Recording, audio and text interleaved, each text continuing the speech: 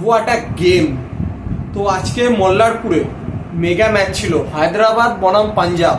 তো সেই ম্যাচে 2 রানে পাঞ্জাব হেরে গেল, জিতে গেল হায়দ্রাবাদ। তো এই ম্যাচেতে হায়দ্রাবাদ প্রুফ করলো যে কোনো দিন যে কোনো দলই একটা পর্যায়েতে চাপে পড়ে যেতে পারে, তাদের batting line up top order collapse করতে পারে, কিন্তু প্রপার প্ল্যানিং, প্রপার এক্সিকিউশনের দ্বারা কিভাবে অ্যাওয়ে কন্ডিশনে গিয়ে ম্যাচ বার করতে হয়। তো আজকে প্রথমেই শিখর ধাওয়ান টস জিতে বোলিং করার সিদ্ধান্ত নিয়েছিল। তো প্রথমে ব্যাটিং করে হায়দ্রাবাদ 182 রান করে 9 উইকেট হারিয়ে। তো দেখে যতটা সোজা মনে হচ্ছে, বিষয়টা তো সোজা ছিল না। তারা প্রথম পাওয়ার প্লেতে 3টি উইকেট হারিয়েছিল। প্রথমে ট্রাভিস হেড, তারপর মার্করাম এবং তারপর অভিষেক শর্মা। তো প্রথম 2টি উইকেট নিয়েছিল আর্শদীপ এবং অভিষেক শর্মাকে আউট করেছিল স্যাম কারান। তো একটা পর্যায়েতে 40 রানে 3 উইকেট পড়ে গেছিল। তো তখন তারা যে ইম্প্যাক্ট প্লেয়ার হিসেবে যে মার্কান্ডেকে নামায়, সে অপশন তাদের কাছে ছিল না। তাদেরকে অ্যাজ এ ইম্প্যাক্ট প্লেয়ার হিসেবে কোনো ব্যাটসম্যানকে পাঠাতেই হতো, কারণ তারা ক্লাসেনকে অত তাড়াতাড়ি এক্সপোজ করতে চায়নি। তো তখন তারা রাহুল ত্রিপাঠীকে নামায় ট্রাভিস হেডের জায়গাতে।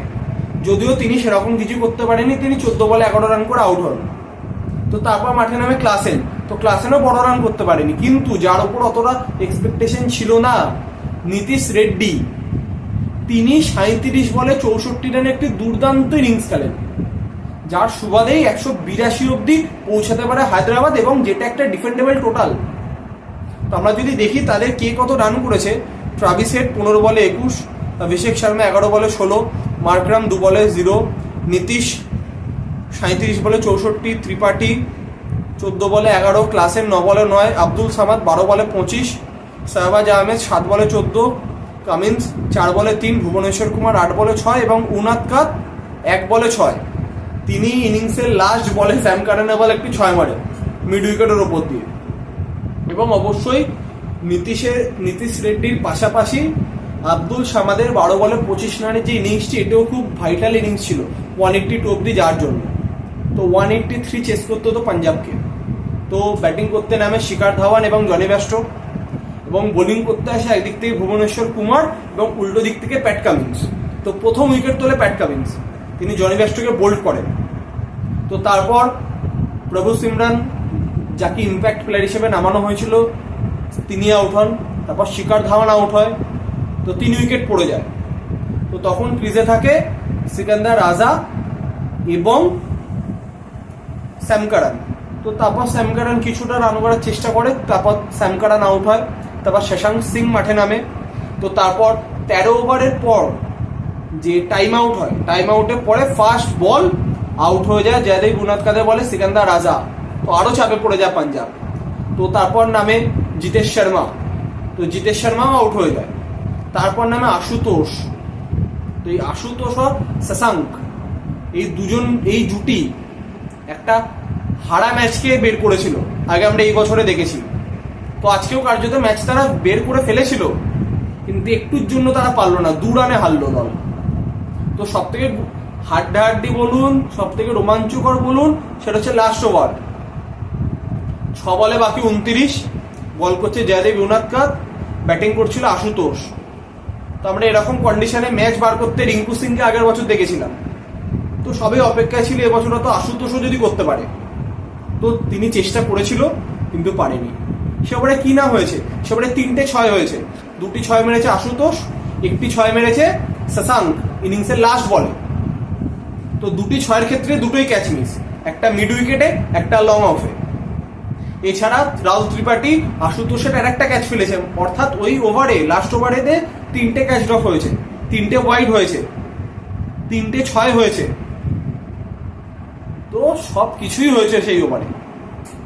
এবং লাস্টলি যখন বাকি 1 বলে 9 রান, তখন শশাঙ্ক তিনি একটি 6 মারেন, কিন্তু দল 2 রানে হেরে যায়। কিন্তু দল হারলেও এই দুজনের ফাইটটি দর্শকরা মনে রাখবে, এবং তিনি দলকে জেতাতে না পারলেও এই দুজন কিন্তু দর্শকের মন জিতে নিয়েছে। তো আমরা যদি দেখি পাঞ্জাবের কে কত রান করেছে, ধাওয়ান 16 বলে 14, জনি ব্যাস্টো 3 বলে 0, প্রভু সিমরান 4 রান 6 বলে, স্যাম কারান 22 বলে 29, সিকান্দার রাজা 22 বলে 28, শশাঙ্ক সিং 25 বলে 46, জিতেশ শর্মা 11 বলে 16 এবং আশুতোষ শর্মা তিনি 15 বলে 33। তো হাড্ডাহাড্ডি ম্যাচ শেষে 2 রানে হেরে গেল পাঞ্জাব। তো এখানে পাঞ্জাবের পয়েন্ট অফ ভিউ থেকে পজিটিভ দিক বলতে অবশ্যই আশুতোষ এবং শশাঙ্ক যেভাবে ব্যাটিং করছে, আর উইক পয়েন্ট বলতে গেলে অবশ্যই জনি ব্যাস্টোর ফর্ম। তো সেই জায়গাতে বিকল্প দেখাটাই মনে হয় এই মুহূর্তে সঠিক কাজ, কারণ এইভাবে প্রতিদিন তিনি যদি একটা ওপেনার ব্যাটসম্যান যদি এভাবে রান না পেয়ে যদি আউট হয়ে যান, সেখানে দলের ওপর চাপ বেশি পড়বে, কারণ ধাওয়ান নিজেও ফর্মে নেই। প্রভু সিমরান টপ অর্ডার পুরো পাঞ্জাবের ফর্মে নেই।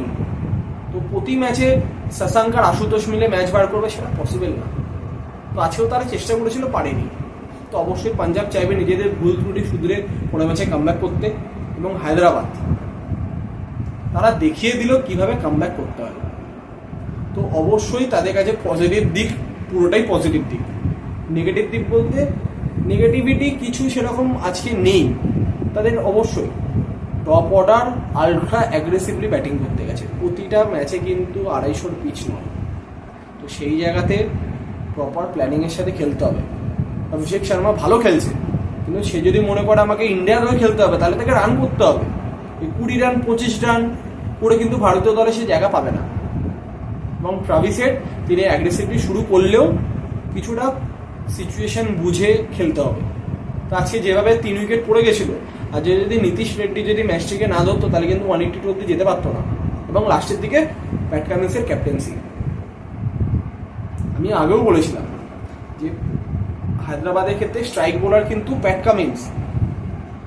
টাফ সিচুয়েশনে তাকে এগিয়ে আসতে হবে পার পেতে বল করতে। তো আজকে সেটাই করেছেন তিনি, এবং দলও সাকসেস পেয়েছেন।